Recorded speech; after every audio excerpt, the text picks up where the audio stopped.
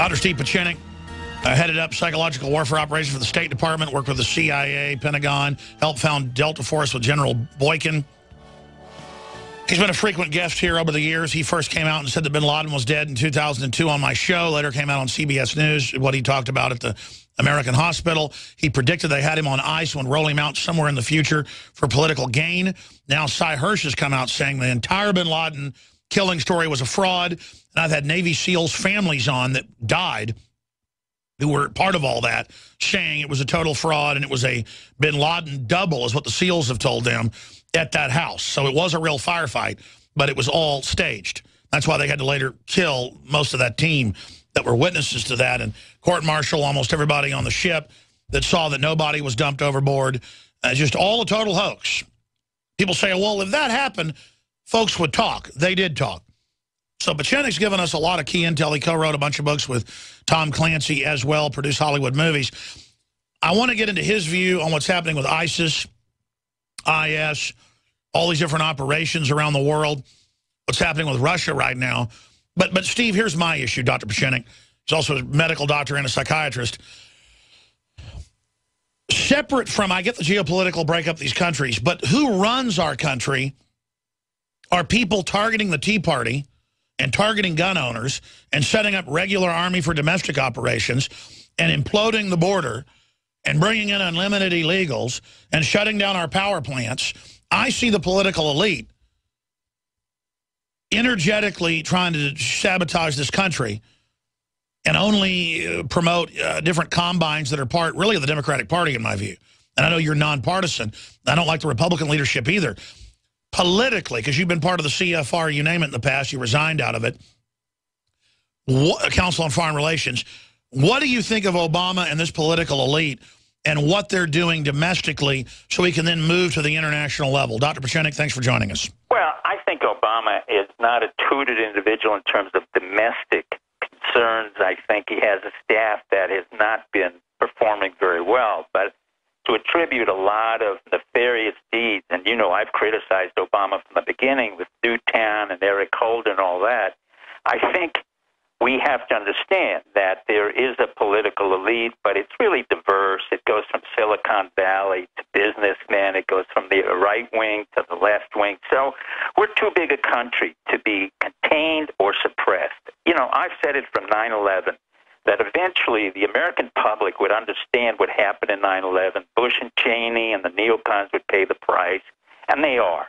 We went from 0 people understanding it to over 60% of the country in 13 years. Thanks to you, Alex, and the people in the alternative media, we got the truth out. The reality of the truth now is that FEMA is not as effective as they are. Obamacare is not going to work that effectively. A lot of the things that they've targeted has been overblown. But the reality of America is that we are very incredibly powerful as an entity. The people itself, we're diversified. We're located over a huge geographic expanse. We're multivariate. We contain over 100 different ethnic groups. And so it's very hard to begin to understand that Washington is becoming less and less relevant. What's becoming more relevant domestically, and this is what the American public has to understand through the Alex Jones Show, is the governors. And the Congress understands this. That's why congressmen are leaving, senators are leaving, even big business is leaving, because they have to devolve their power to the state level.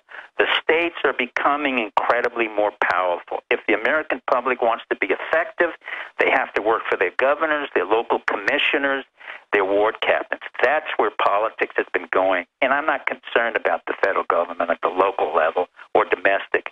What I am concerned, and I think this is fair because everybody understood that I have criticized Obama domestically and foreign policy, but this past weekend has been an amazing turnaround in the Obama administration where he has to receive credit, at least from somebody like me who's worked for both Republicans and Democrats. And what happened, even with the Malaysian airline and the war in Gaza by the Israelis, is that Obama quietly allied himself with Iran. Now, that's 35 years that I've been waiting since I was involved in the Iran hostage siege, where Jimmy Carter lost it, and we lost the embassy, we lost the Iranian influence. But in the meantime, Iran has been helping U.S. military forces for the past 10 years to assist us in Iraq and to assist us in Afghanistan. And And more importantly, Iran has assisted us in evacuating from Iraq and Afghanistan. And quietly, Obama and the administration has recognized that fact and understands very well that Iran will be the dominant Middle Eastern power for the Shiites, and Turkey will be the dominant Middle East power for the Sunnis. Israel has become a strategic liability, as General Petraeus said 2 years ago, and it's evidencing it now with Hamas, which is not a war of terror. It is a major invasion into Gaza, and they have a major problem with not only Hamas, which they, by the way, created 25 years ago. They funded it, and they have all the Palestinian operatives who are in their prison, and they know that they've doubled them up. But they also know that Hezbollah is in the north in Lebanon, also funded by Iran. Israel failed in their intelligence. They knew very well that the arms were coming from Iran to Sudan, Egypt to Gaza. They waited.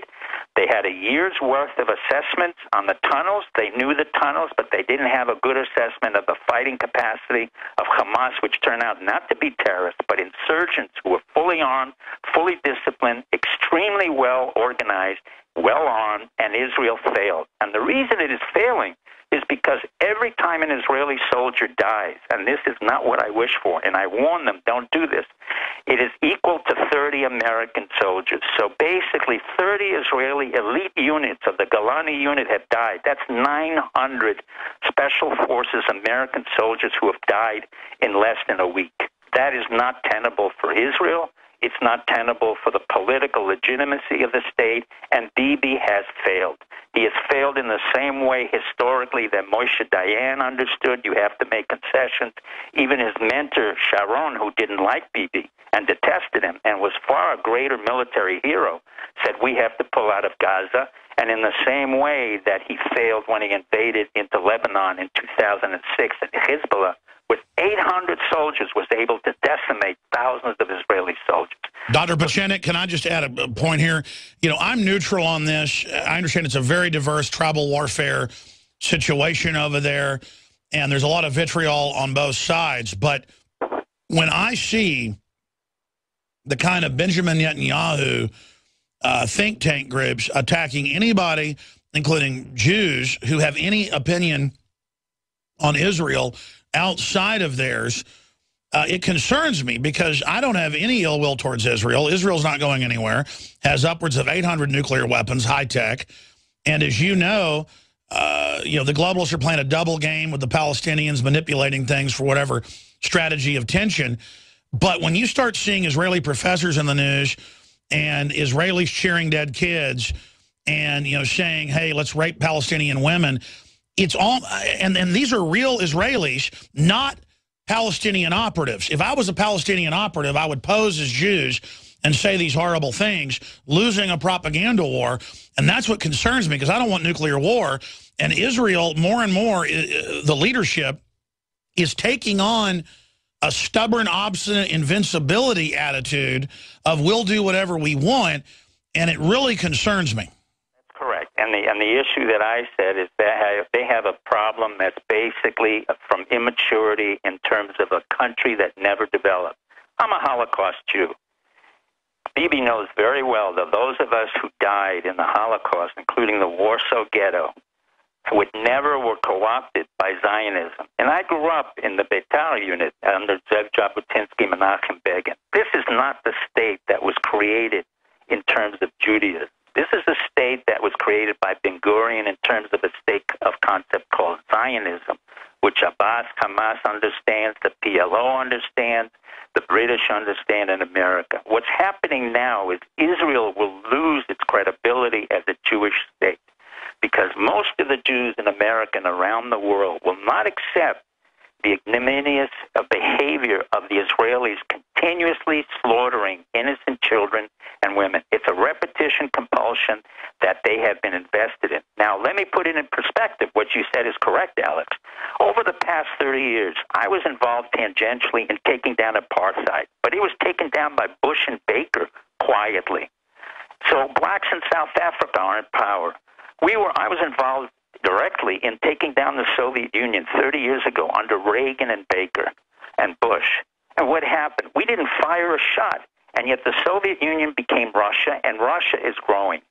We were involved directly under the Bush-Reagan administration and even Carter in allowing China to become an economic force and transforming from communism to basically capitalism. Now, you're telling me in 60 years with the greatest brain power that allegedly we Jews have, we have not been able to get away from this incredible, immature, psychotic pattern of behavior that Israel has to continuously fight against PLO, Hamas, Hezbollah, or anybody around them with this paranoid notion that they can't make peace. Yet we've been able, the United States and the Jews in America, as well as Christians and Muslims and others, have been able to incorporate peace all over the world, but not with Israel. So Israel is headed towards self-destruction, and that's really what you're saying. But more importantly, what Israel understands is that as Obama moves to Iran, and by the way, Obama is not anti-Semitic because Rami Emanuel worked in the IDF and his father went into the Gurd Lumi. Rami Emanuel, Michelle's cousin, is an Orthodox Jewish rabbi, the first black one. So any notion that he's anti-Semitic is nonsense. But strategically and in terms of tactics, the CIA, our military intelligence, were very effective in making an alliance with Iran. We will denuclearize their capability, making an alliance with Turkey, allowing Iraq to become what it should have been. And Biden, by the way, said it correctly years ago. It's a federalized country. That means we are taking apart, we, the United States of America, in its own power, is taking apart what the British and the French did in the Sykes-Picot Treaty of 1917, and that is we're taking apart Syria. Now you're going to have ISIS, which we have funded. That's part of Al-Qaeda. And by the way, Bibi Netanyahu has funded the Sunnis as well because he wants to get in there. And so every notion that Bibi is against terrorism is nonsense. Remember, he created Hamas. He's worked with the PLO. He's protected Arafat. And the Israelis have fought against Hezbollah, and now they make peace. So they have to come to peace. Now, the second part is, what countries have lost in all of this? Saudi Arabia, the creation of British intelligence, particularly Gertrude Bell and Lawrence of Arabia. And basically, this is Wahhabism, but it was never an effective country. Under the Soleimani Federation of Seven Sons, they have not been able to grow, develop.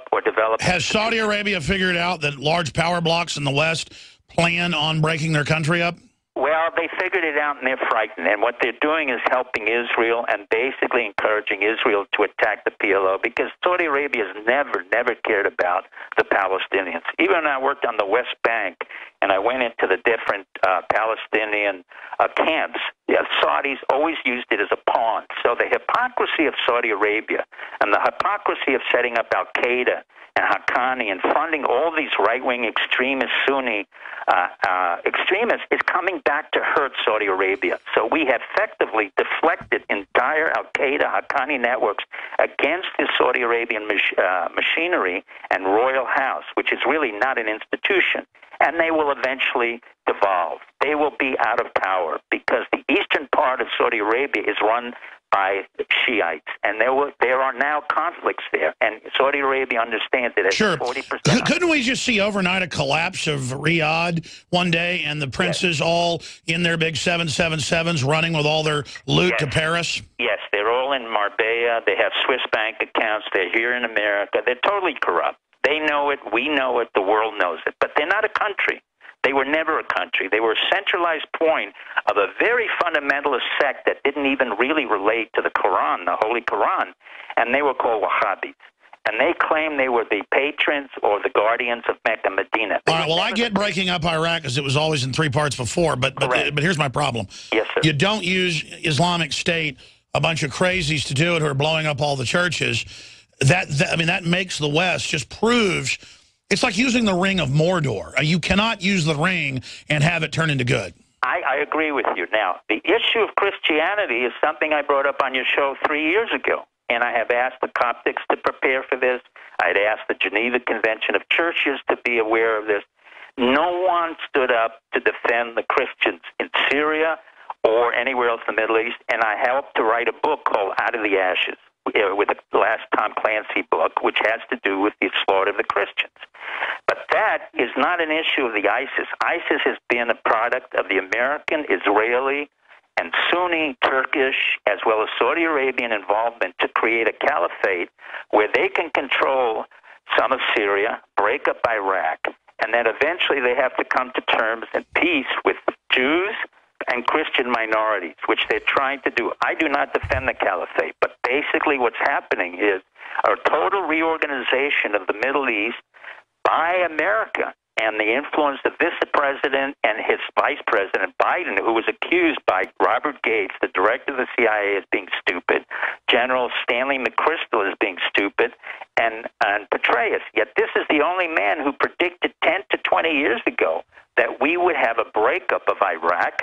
We were never going to build a nation in Iraq. We were never Sure, that's clearly been the plan, is getting it weak the whole time to do that. I'm sorry?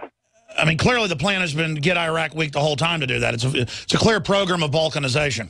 Well, it was after the Bush, Cheney, and the neocons. We wanted to break it up because it had no viability as a centralized organization. All right, sir, we got to go to break. I want to come back and shift gears over to Russia and briefly find out what you think about the whole shoot down of the plane and get your perspective on that. But briefly, what do you think of them refusing to enforce border laws and just opening the border up wide open? I think Obama could use this as a crisis to power grab. No, I don't think so. I don't think Obama really needs to have a power grab. He's already been in an executive expansion without a power grab.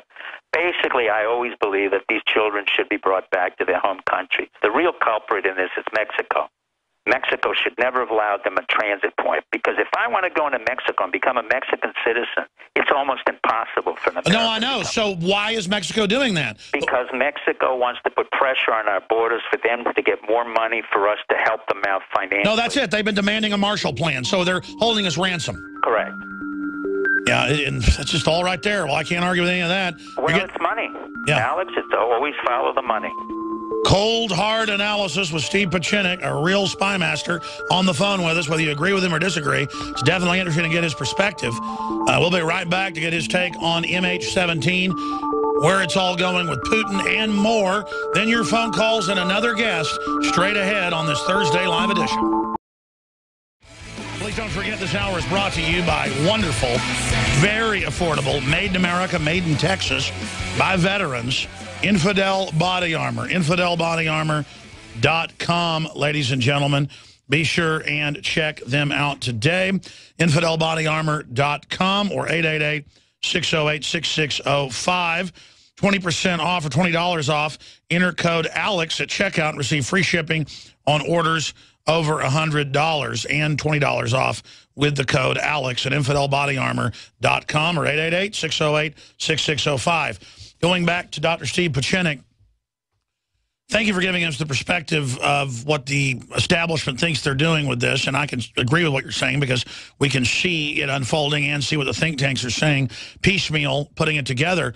But specifically with Russia and what's happening there, and George Soros and the rest of it over there, what do you think about what happened with MH17? Well, I think MH... first you have to remember, Malaysia is what I call a pimp country. It is run by the Genting Group, which is huge investments in the United States. Again, it's money issue. They run the casinos in Miami, Pennsylvania, New York. They run the cruise ships, the Norwegian cruise ship, the Bimini line. They came out of the drug smuggling business. They're still a very, very nefarious country, which will do anything for money and will work with us or anybody else. So the issue of downplaying is not as significant to me as the issue of what it means in terms of the United States and Russia. Again, I hate to say this, but what Obama did on behalf of this administration was to create economic sanctions. Now, I agree with that because we don't need to go to war. Our country is tired of sending boys to Iraq and Afghanistan thanks to Bush and Cheney, who never went to war. But instead, we did something much more effective. We lowered the ruble. We forced an economic flood of money out of close to $100 billion of investment money out of Russia. We forced the indices of the market to go down. The Russians are hurting economically. They will hurt economically. And the reason we can do this is because the only product they can sell on the open market is $100 a barrel of oil. Now, having done that, what happens is Putin has been put up there by the CIA and other intelligence units. You got to understand, nothing happens in Russia or the world without our CIA and our intelligence community helping to put it there. And in the respect, we want Putin out. And what's happening is 3 divisions of his intelligence service. That's the FSB, which he was head of the KGB, and the SVR, which is their foreign intelligence, plus the GRU, their military intelligence, has been fighting over the fact that Putin has not been able to economically maintain a stability in Russia. And in turn, they're the ones who deal with the economic fallout because they're the ones who do anti-corruption work, but they are involved in corruption. And in turn, they're fighting among each other. And what you saw in the Ukraine was the GRU, FSB fighting among each other. It's very much like our military intelligence fights with the CIA, but much more lethal because the head of that is Putin. And Putin is hurting because we forced him to stretch out all the way into Ukraine. Remember, the Ukraine in and of itself has no basic value to us. In terms of strategic force structure, it really doesn't impact on Europe. So it's a proxy war like Afghanistan. Well, it's even less than that because Afghanistan was totally desolate. Here we have a $15 billion liability. In other words, the minute we pick up the Ukraine, despite what everybody says, we have a dead asset that is not worth $15 billion. But we have. Well, you can cut off Russian gas and then make them buy it from the U.S. Well, we can do that, but that would be Cosabella. But we don't need. Tell you what, Doc, do 5 more minutes with us, and I promise callers, I'll get to you as well. You'll just be on with Professor Hamamoto. Darlene, Terrence, James, Dennis, Eddie, I'm going to get to all of you. So stay with us. Dr. Pieczenik, stay there, back in 60 seconds. Dr. C. Pieczenik's our guest. Your calls are coming up. Doc, finishing up with what's happening with Putin. I mean, I know that there were deals with Yeltsin for the so-called collapse of the Soviet Union. I know that there were deals with Putin early on. Then he went after a bunch of the oligarchs, European oligarchs and others. And my whole issue is I don't really see Russia trying to expand anywhere. And I don't want a unipolar world. I mean, I want to see sovereign nations out there operating off their trade. I don't like communist China. That's who I really see as being just nightmarishly oppressive. I get they've got a huge population, but I mean, are you endorsing the toppling of Putin and putting something else in? Yes. I think it's time for Putin to leave, but I don't have to endorse anything. Basically, what's happening is Putin has spent 14 years in the Soviet and Russian unit. He was trained by Marcus Wolf. By the way, he was a Jewish spymaster who was appointed by Stalin and Marcus Wolf. He was the head of the Stasi. He was head of Stasi, but also, you have to understand, Putin was really trained by Stasi in East Germany. That's why he and Merkel really get along very well.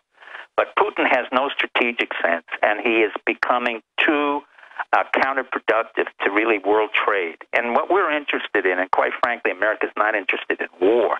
We're interested in world trade. And as you said, China is expanding very quickly. They're expanding in the Indian Ocean, the Middle East, and Africa, and world trade. And we want to compete with that.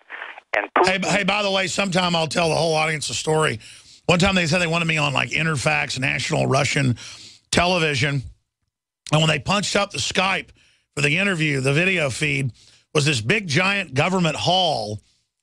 And all these like obvious FSB people, but like the brain bugs, not like the knuckle draggers, all like interrogating me. It wasn't for TV, asking about you and why you came on my show. And I said, I don't know. But then they started getting real paranoid, thinking I was an Asian or something. What do you want to say to them?